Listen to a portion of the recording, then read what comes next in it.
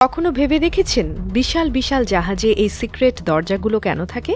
এসব দরজা তো ঠিকঠাকভাবে বন্ধ না রাখলে পানি ঢুকে পুরো জাহাজটাই ডুবে যাবে, কিন্তু তারপরও জেনে বুঝে জাহাজে এই দরজা রাখা হয়। আসলে এর একটা বিশেষ কারণ আছে, যা জানলে আপনি নিশ্চিতভাবে অবাক হবেন। এই দরজাগুলোর একটা বিশেষ নাম আছে, এগুলোকে বলে পাইলট ডোর। নাম শুনে কিছুটা আন্দাজ করতে পারছেন হয়তো এটা পাইলটদের জন্য, তবে এই পাইলট কোনো প্লেন চালান না, বরং জাহাজ চালানোর কাজে সাহায্য করেন। যখন কোনো জাহাজ নতুন বা অপরিচিত কোনো সমুদ্র এলাকায় যায়, তখন ওই এলাকার একজন স্থানীয় পাইলটকে জাহাজে ডাকা হয়, কারণ সেই পাইলট ওই এলাকার পানির গভীরতা, ঢেউয়ের ধরন, স্রোতের গতি সবকিছু সম্পর্কে ভালো জানেন।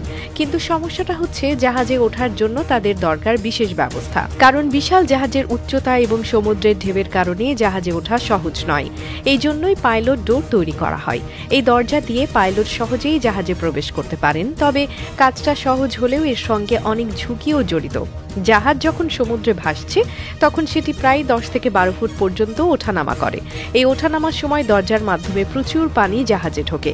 এখন আপনারা ভাবছেন, পানি ঢুকলে কি জাহাজ ডুবে যাবে? না, এরকম কিছু হয় না, কারণ জাহাজের ডিজাইন এমনভাবে করা হয়েছে যে দরজার মাধ্যমে ঢোকা পানি নিচ দিয়ে বেরিয়ে যায়। এটা এক ধরনের সেফটি মেকানিজম, যা জাহাজের নিরাপত্তা নিশ্চিত করে। তবে পাইলটদের জন্য কাজটা মোটেও সহজ নয়। ঢেউয়ের ধাক্কা, জাহাজের ওঠানামা সব মিলিয়ে তারা অনেক চ্যালেঞ্জের মধ্য দিয়ে কাজ করেন।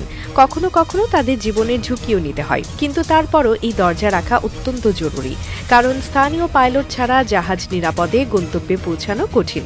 আরেকটা মজার বিষয় হলো, এই পাইলট ডোরগুলো জাহাজের নকশায় এমনভাবে রাখা হয় যাতে এটা সহজে চোখে পড়ে না।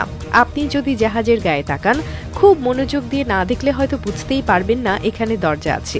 এটা এক ধরনের গোপন প্রযুক্তি, যা শুধু দরকারের সময় ব্যবহার করা হয়।